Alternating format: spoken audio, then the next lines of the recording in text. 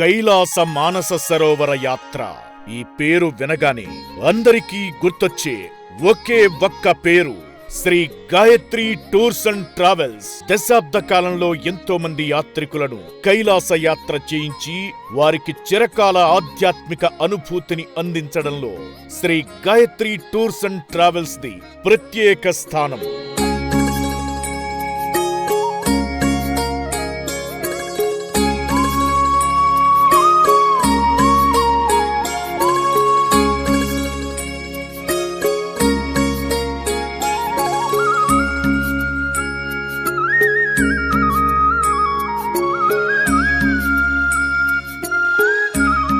కష్టతరమనుకున్న యాత్రను తన అనుభవంతో యాత్రికులకు సునాయాసంగా కైలాస మానస సరోవర దర్శన భాగ్యం కల్పిస్తున్నారు Shri Gayatri tours and travels అధినేత శ్రీ పివి భరత్ కుమార్ గారు. అందుకే 2025వ సంవత్సరంలో Shri Gayatri tours and travels అత్యధిక సంఖ్యలో కైలాస మానస సరోవర యాత్రను అతి జాగ్రత్తగా నిర్వహించి అగ్రస్థానాన్ని కైవసం చేసుకుంది.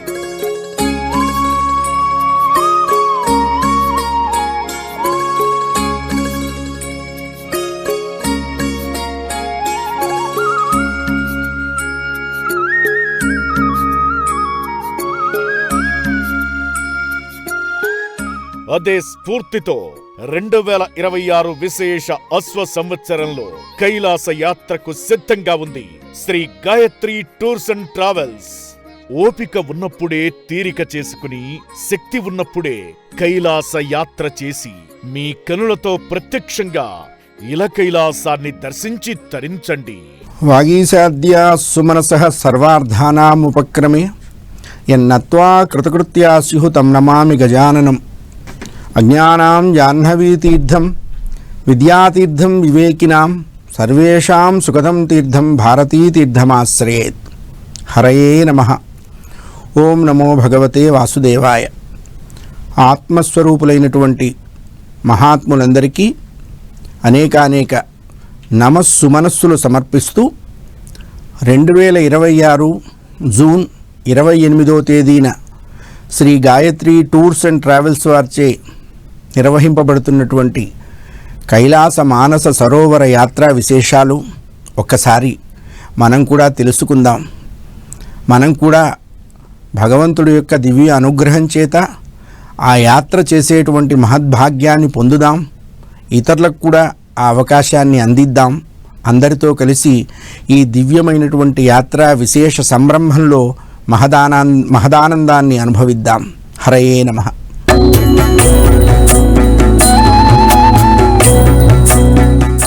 భక్తులందరికీ కూడా అనేకానేక నమస్సుమనస్సులను సమర్పణ చేస్తూ శంకర భగవత్పాదుల వారు జంతువునాం నరజన్మ దుర్లభం అని సెలవిచ్చారు. 84 లక్షల జీవరాశులలో మానవ జన్మ లభించడం చాలా దుర్లభము అని చెప్పారు. ఎన్నో వెనకటి జన్మలలో చేసినటువంటి అనంతమైనటువంటి పుణ్య ఫల విశేషం చేత మానవ జన్మ కలుగుతుంది. కలిగిన జన్మ ఎలా సార్థకమవుతుంది అని భగవత్పాదుల వారే ఒక ప్రశ్న వేశారు. మనుష్యత్వం ముముక్షుత్వం అని చెప్పారు. నాయన, జన్మించినటువంటి మానవుడు కేవలం తినటం కోసమో బ్రతకటం కోసమో జీవించకూడదు, మోక్షాన్ని పొందటానికి జీవించాలి అని చెప్పారు. ఆ మోక్షాన్ని ఎలా పొందాలి అన్నారు. మహాపురుష సంశ్రయం అని చెప్పారు. మానవుడిగా జన్మించినటువంటి జీవుడు మోక్షాన్ని చేరాలి అంటే మహాపురుషులని ఆశ్రయించాలి అన్నారు. అంటే సజ్జన సాంగత్యం చేయాలి అన్నారు. ఈ సజ్జన సాంగత్యంలో చెప్పినటువంటి భాగమే తీర్థక్షేత్ర దర్శనాలు, యాత్రా దర్శనాలు, పరమేశ్వరుడి యొక్క అనంత విభూతిని ఈ సమస్త విశ్వంలో అనేక చోట్ల దర్శనం చేసేటువంటి ఒక సద్భాగ్యాన్ని భగవంతుడు కేవలం మానవులకి మాత్రమే ప్రసాదించాడు. మనం దర్శించిన, మనం చూసిన, మనం విన్న ఆ మహత్తరమైనటువంటి విశేషాలు నిరంతరం మన మనస్సులో, మన మనస్సు అనేటువంటి ఆనంద సరోవరంలో పరమేశ్వరుడు అనేటువంటి చైతన్య స్వరూపం అలా విహరిస్తూ ఉంటుంది.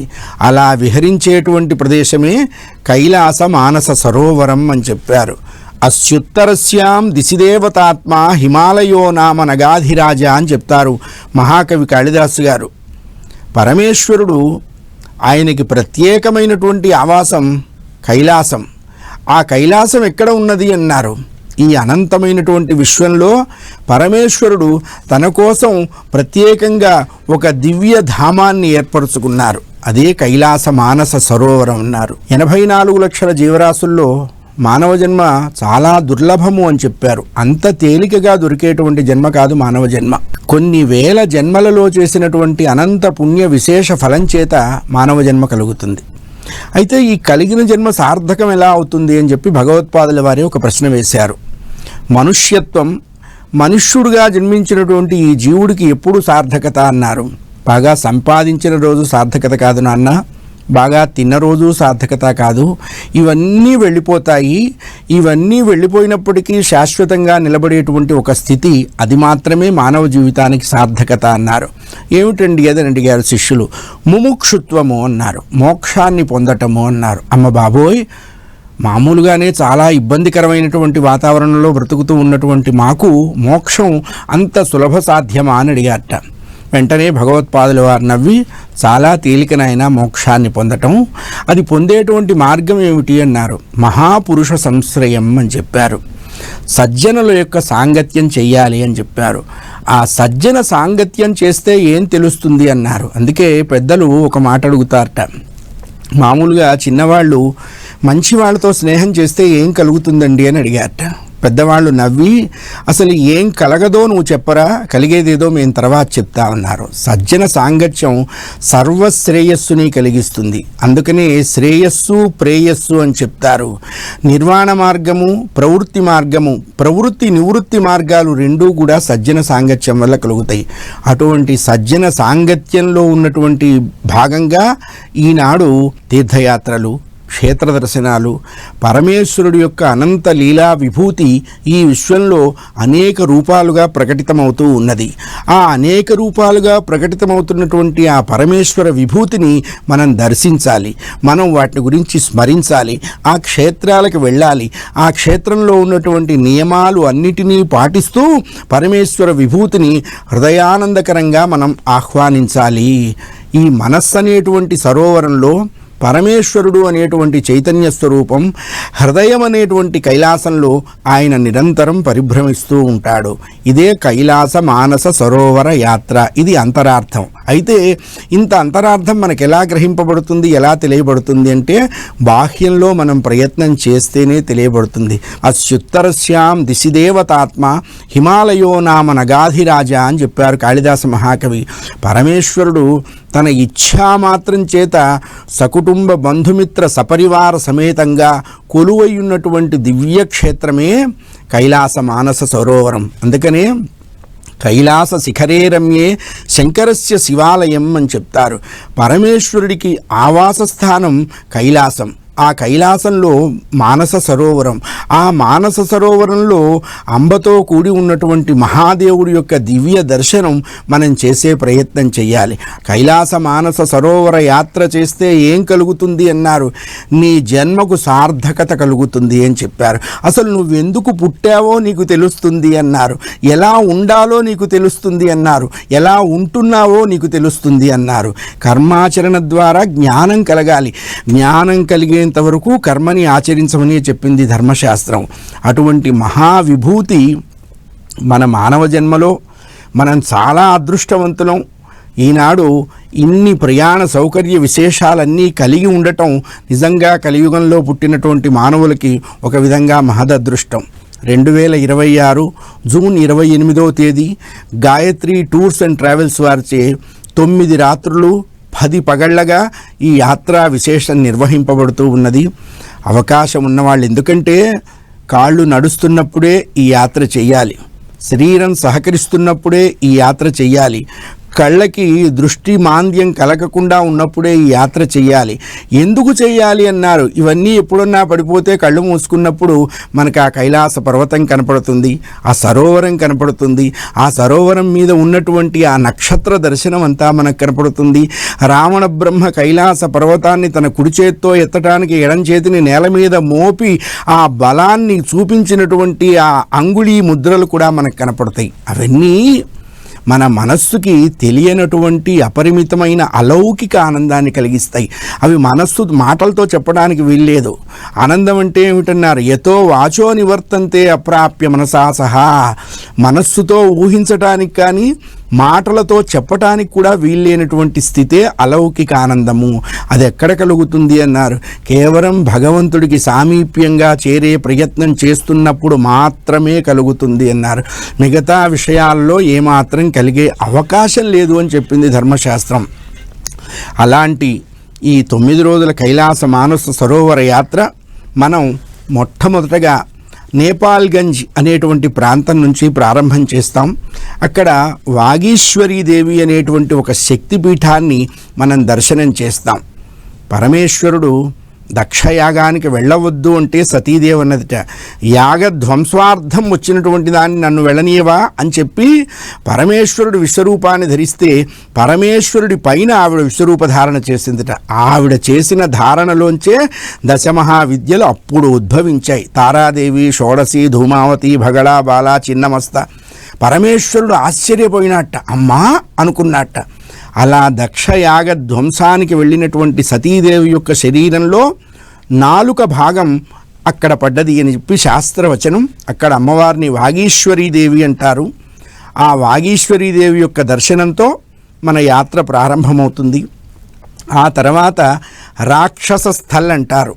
రావణ బ్రహ్మ కైలాస శిఖరాన్ని కుడి చేత్తో పెకలించాడు. జటాఘటాక సంభ్రమ భ్రమన్నిలింప నిర్ఝరి విలోల వీచి వల్లరి విరాజమాన మూర్ధని ధగద్ధగద్ధగజ్వలల్లాటపట్ట పావకి కిశోర చంద్రశేఖరే రతి ప్రతిక్షణం మమ అనేటువంటి శివతాండవ స్తోత్రం చేస్తూ రావణ బ్రహ్మ కైలాస పర్వతాన్ని పెకలించేటువంటి ప్రయత్నం చేసినటువంటి ఆ రాక్షస స్థల్ అంటారు. అక్కడ రావణ బ్రహ్మ యొక్క ఎడమ చేతి ముద్ర, వేలు ముద్రలు మనం అక్కడ చూడవచ్చు. ఆ దర్శనం కూడా మనం చేస్తాం. ఎందుకంటే ఇవన్నీ చాలా మానసికమైనటువంటి ధైర్యంతో, శారీరకమైనటువంటి సామర్థ్యంతో, ఈ రెండిటికంటే అపరిమితమైన ఆధ్యాత్మిక ఆనంద అనుభూతి ఉండటం చేత మాత్రమే జరిగేటువంటి యాత్ర. ఆనందం అనేటువంటిది ఎవడికి వాడి మనస్సు యొక్క సరిహద్దులని అలా తట్టి లేపేటువంటిది. అందుకనే ఈ ప్రాంతాలన్నీ కూడా అతి పవిత్రమైనటువంటి ప్రాంతాలు. అతి సాత్విక స్వరూప స్వభావాలని నిరంతరం వెదజల్లేటువంటి ప్రాంతాలు. పరమేశ్వరుని ఆశ్రయిస్తే ఏం కలుగుతుందన్నారు? ఉన్న మాలిన్యమంతా లాగేస్తాడ్రా, మేలిమి బంగారంగా చేసి నిన్ను మళ్ళా పంపిస్తాడు అని చెప్పారు. అటువంటి పరమేశ్వరుడి యొక్క దివ్య స్థలం కైలాస మానస సరోవరం. ఇక అక్కడ ఒక అద్భుతమైనటువంటి మానస సరోవరం ఉన్నది. ఆ కైలాస పర్వత ప్రాంతంలో దేవతలు అందరూ నక్షత్రాలు స్వస్వరూపాలు ధరించి ఆ మానస సరోవరంలో స్నానం చేస్తారు. వాళ్ళు పరమేశ్వరుడు యొక్క దివ్య అనుగ్రహాన్ని పొందటానికి ఆ ప్రాంతంలో స్నానం చేస్తారు. ఇవన్నీ కూడా మనం ప్రత్యక్షంగా దర్శించేటువంటి ఒక అద్భుతమైనటువంటి విశేషాలు, అద్భుతమైనటువంటి రహస్యాలు. ఆ తర్వాత ఇంకొకటి యమద్వారము అని ఉన్నది. అంటే ఇప్పుడు స్వర్గానికి వెళ్ళేవాళ్ళు ఎలా వెళతారు అన్నారు? నరకంలోంచే వెళ్ళాలి అన్నారు. అది తప్ప రెండో మార్గం లేదు అన్నారు. ఎందుకండి అన్నారు? నరకంలోంచి వెళుతూనే స్వర్గద్వారం చేరాలి. నరకానికి స్వర్గానికి తేడా ఏమిటన్నారు? అబ్బే రెండు లేవండి, ఉన్నది ఒకటే. పాపం చేసినటువంటి వాళ్ళకి మంచి ఎండలో చెప్పులు లేకుండా నడిపిస్తారు, పుణ్యకార్యాలు చేసిన వాళ్ళకి చెప్పులు ఇచ్చి పంపిస్తారు. పాపం లేని వాడికి గొడుగు లేకుండా పంపిస్తారు, పాపం ఉన్నవాడికి. పాపం లేని వాడికి గొడుగిచ్చి పంపిస్తారు. అంటే జీవుడు అనేటువంటి వాడు స్వర్గాన్ని పొందాలన్నా నరకద్వారం నుంచే స్వర్గప్రవేశం చేయాలంటే దీంట్లో ఉన్న అంతరార్థం ఏమిటి అన్నారు? పదార్థ జ్ఞానం తెలుస్తుందిరా, పరమార్థ జ్ఞానం అంత తొందరగా తెలియదు. ఓం నమ శివాయ అంటే ఆది గురువు ఆయన. గురువు యొక్క లక్షణం ఏమిటన్నారు? లోపల ఉన్న మాలిన్యాన్ని తొలగించేసి గుశబ్దోరంధకారస్య ఋషబ్ధత్తన్నిరోధక. గు అంటే అజ్ఞానము, రు అంటే పోగొట్టేవాడు. అజ్ఞానాన్ని పోగొట్టేటువంటి ఆది గురువు అయినటువంటి పరమేశ్వరుడు ఈ జీవులు చేసినటువంటి జ్ఞాతాజ్ఞాత పాపాలన్నిటిని కూడా పరిహరించి ఆ యమద్వారం దగ్గర ఆయన నిలబడి, వీళ్ళంతా మా వాళ్ళేనండి, వీళ్ళకి కొంచెం స్పెషల్ దర్శనం ఇవ్వండి, మనం కూడా చెప్తుంటాంగా, ఎవరన్నా మన వాళ్ళు సై మా వాళ్ళు ఆపొద్దో వాళ్ళు పంపించు అంటాం కదా. అంటే పరమేశ్వరుణ్ణి నిరంతరం ఆశ్రయించి ఉన్నటువంటి వాళ్ళ మీద ఆయనకు కొంచెం ప్రేమ ఉంటుంది. అందుకనే పక్షపాతము తప్పు కాదు అని చెప్పారు. అది భగవంతుడికే ఆశ్రిత పక్షపాతి అని పేరుంది, ఆయనకే ఉంది. అటువంటి ఆ యమద్వారాన్ని దర్శనం చేస్తాం, అందులోంచి మనం వెళ్ళొస్తాం. ఏమో మనకి తెలిసి ఎన్ని చేశామో, తెలియకుండా ఎన్ని చేశామో, తెలిసి తెలియనట్టు నటిస్తూ ఎన్ని చేస్తున్నాము, ఇక ముందు ఎన్ని చేయబోతాము. పరమేశ్వరుడు సాక్షాత్తు అక్కడ కొలువుదీరి ఉన్నటువంటి దివ్య క్షేత్రం. అంటే మిగతా క్షేత్రాల్లో లేరా అన్నారు, ఉన్నారు. అన్ని చోట్ల ఈశావాస్యమిదం సర్వం అని చెప్పింది ఉపనిషత్తు. అన్ని చోట్ల ఉన్నటువంటి పరమేశ్వరుణ్ణి ఆ చోట్ల మనం దర్శనం చేస్తూ ఉన్నాం. పరమేశ్వరుడు శాశ్వతమైనటువంటి నివాసం కైలాసం. ఆ కైలాసంలో ఆయన వసించి ఉన్నాడు. ప్రమథగణాలు ఉన్నాయి, నందీశ్వర, చండీశ్వర, భృంగీశ్వర, సప్తకోటి మహామంత్రాలు ఆ కైలాసంలో పరమేశ్వరుడు యొక్క దివ్య గుణగాన వైభవాల్ని కీర్తిస్తూ ఉంటాయిట. శ్రీ మహావిష్ణువు మృదంగంతో వాద్యం వాయిస్తూ ఉంటాడు. ఆయన అమ్మవారితో కలిసి చేసే తాండవ నృత్యం, అమ్మవారితో కలిసి చేసేదాన్ని లాస్యం అన్నారు, అయ్యవారు ఒక్కరూ చేసే నృత్యాన్ని తాండవము అన్నారు. ప్రదోషకాలంలో పరమేశ్వరుడు లాస్య తాండవం చేస్తే శ్రీ మహావిష్ణువు మృదంగం వాయిస్తూ ఉంటాడట, బ్రహ్మదేవుడు తాళం వేస్తూ ఉంటాడట, ఇంద్రుడు వేణుగానం చేస్తూ ఉంటాడట. అందుకని మనం ప్రదోషకాలంలో శివాలయానికి ఎందుకు వెళ్ళాలి అంటే 33 కోట్ల మంది దేవతలు పరమేశ్వర సందర్శనార్థం వస్తారట. అందుకని ఆ సమయంలో శివాలయానికి వెళితే 33 కోట్ల మంది దేవతల్ని ఒక టికెట్ మీద 2 సినిమాల్లాగా డబల్ ధమాకా బంపర్ ఆఫర్గా చూడొచ్చు. అందుకని కైలాసం అది ఆయన క్షేత్రం. ప్రదోషంలో పరమేశ్వరుడు తాండవం చేసేటువంటి ఆ కైలాసంలో అష్టపది అని ఒక ప్రదేశం ఉన్నది, ఒక దివ్య క్షేత్రం. దాన్ని నంది పర్వతము అంటారు. ఆ నంది పర్వతం యొక్క విశేషం ఏమిటి అన్నారు, కైలాస పర్వతం యొక్క కైలాసం అన్నామే, ఆ కైలాసం యొక్క నిజస్వరూపం మనకక్కడ దివ్యమైనటువంటి దర్శన రూపంలో మనకు అనుగ్రహిస్తూ ఉన్నది పరమేశ్వరుడు. ఆ అంటే మనం కైలాసం చూడగలుగుతామా? చూస్తాం. ఎలా చూడగలుగుతాము? మాంసనేత్రాలతోనే చూడగలుగుతాం. ఎందుకు, ఎలా చూస్తామన్నారు, మనం చేసేటువంటి సాధన, మనం చేసేటువంటి అనుష్ఠానం, మనం బయలుదేరుతున్నాం అనేటప్పటికల్లానే మన మనస్సు ఆ కైలాసానికి వెళ్ళిపోవాలి. ఆ మానస సరోవరంలోనే మన మనస్సు ఓ తుమ్మెదలాగా జుమ్మంటూ శబ్దం చేస్తూ తిరగాలి. ఈ శరీరంతో చేసే సాధన గరిమ చేత ఆ కైలాసాన్ని మనం దర్శనం చేస్తాం. నిజస్వరూపాన్ని. పరమేశ్వరుడు ఎంత దయామయుడండి. మన తెలివితేటలు ఏమన్నా పనికొస్తాయా? మన తెలివితేటల కంటే వాడి దయ చాలా గొప్పది. బాగా చదువుకున్న వాళ్ళు అంతా మెట్లెక్కిపోతారు. ఏమీ చదువుకొని వాడు ఎట్లా మెట్టెక్కుతాడు అంటే వాడి దయ అనేటువంటి చేయబట్టుకుంటాడు, దాంతో ఆయన మెట్టెక్కిస్తాడు. అందుకనే మనం చేసింది కాదు దర్శనం, వాడు ఇచ్చింది సుదర్శనము అన్నారు. ఇంకా మహావిశేషం ఏమిటన్నారు, ఉత్తర ద్వార దర్శనం అని. అంటే ఉత్తరం మోక్షానికి ప్రతీక. తతో ఉత్తరతోభిప్రయీజయతి అని చెప్పారు అయోధ్యకాండలో. రామచంద్రమూర్తి వనవాసానికి వెడుతున్నప్పుడు మొట్టమొదట ఉత్తరం వైపు అడుగులు వేశారట. అందుకనే మనకి పెళ్లిలో కూడా సప్తపది అటువైపే అడుగులు వేయిస్తారు. అంటే ఏమిటన్నారు, మోక్ష మార్గానికి నిదర్శనం ఉత్తర మార్గం. మోక్షానికి వెళ్ళాలి అంటే జ్ఞానం వల్ల వెళ్ళాలి. జ్ఞానం ఎలా కలుగుతుంది అన్నారు, భక్తి చేత కలుగుతుంది అన్నారు. ఆ భక్తి ఎలా వల్ల కలుగుతుంది అన్నారు, సత్పురుషుల సాంగత్యం చేత కలుగుతుంది అన్నారు. ఈ ప్రాంతంలో, ఈ యాత్రలో మనం కోరుకోకుండానే వచ్చేటువంటి వెసులుబాట్లు ఇవన్నీ కూడా. మనం భక్తి లేదనుకోండి, యాత్రకు బయలుదేరాం, ఆటోమేటిక్గా వచ్చేస్తుంది. ఎవరో వాళ్ళు ఆ విశేషాలు మనకి చెప్తారు. చెప్పేటప్పటికల్లా మనకు ఆనందం కలుగుతుంది. అయ్యో మనం ఒక్కళ్ళమే వెళితే ఎట్లా, ఇంకా నలుగురితో వెళ్ళాలి. విశ్వనాథ సత్యనారాయణ గారిని అడిగారట, ఏమిటి తెలుగు వాళ్ళ గొప్పతనం అని. పంచ కట్టడం, పంచాక్షరి పఠించటం, ఉన్నది నలుగురికి పంచిపెట్టడం అని చెప్పారట విశ్వనాథ సత్యనారాయణ గారు. అంటే పంచిపెట్టడంలో ఒక మంచి విషయాన్ని నలుగురికి తెలియజేస్తే ఆ విషయం అజరామరంగా నిలిచిపోతుంది. అటువంటి ఈ చక్కటి ఉత్తర ద్వార దర్శనం కూడా మనం ఇదంతా కూడా చక్కగా 9 రాత్రులు 10 పగళ్ళు, వెల స్వల్పము ఫలమధికము. యజ్ఞయాగాదులు, తపస్సు, దానము, సత్యము, శౌచము, అహింస, ఇంద్రియ నిగ్రహం ఇవన్నీ కలియుగంలో కొంచెం కష్టం కాబట్టి నాయనా అది కాకుండా మీరు ఈ దోవలో వెళ్ళండి, ఈ ఎగ్జిట్ తీసుకోండి, ఇక్కడి నుంచి కూడా తొందరగా వెళ్ళిపోవచ్చు అని చెప్పి పరమేశ్వరుడు ఎంతో అనుగ్రహ బుద్ధితో, ఎంతో మనకి విశేషమైనటువంటి ఆయన వాత్సల్యం, అందుకనే అవ్యాజ కరుణామూర్తి అజ్ఞాన ధ్వాంత దీపిక అని చెప్పారు. భగవంతుడికి మన మీద ఉండే వాత్సల్యం అవ్యాజము అన్నారు. అవ్యాజం అంటే ఏమిటి అర్థం అన్నారు? నువ్వేమిస్తే నాకేమిస్తావు, నేనేమిస్తే నాకు ఏం తెస్తావు, ఇది కాదు. నువ్వు ఏమీ ఇవ్వకపోయినా నీకు అన్నీ ఇస్తాడు పరమేశ్వరుడు. 1000 చేతులతో ఆయన ఇవ్వటం ప్రారంభిస్తే 2 చేతులతో మనం ఎంత పట్టుకుంటాం చెప్పండి. ఆయనకి మన యందు అవ్యాజమైన ప్రేమ ఉంది. ఈ యాత్ర నిజంగా మానవ జన్మకు పరిపూర్ణతని చేకూరుస్తుంది, అందులో అనుమానమేం లేదు. మానవ జీవితంలో శాశ్వతం ఏమిటి అంటే ఉత్తర జన్మకు ఇంకొక ప్రాతిపదికైనా ఏర్పాటు చేసుకోవటం, లేకపోతే ఇక జన్మ లేకుండా చేసుకోవటం. ఈ 2 మానవ జన్మకి సార్థకత.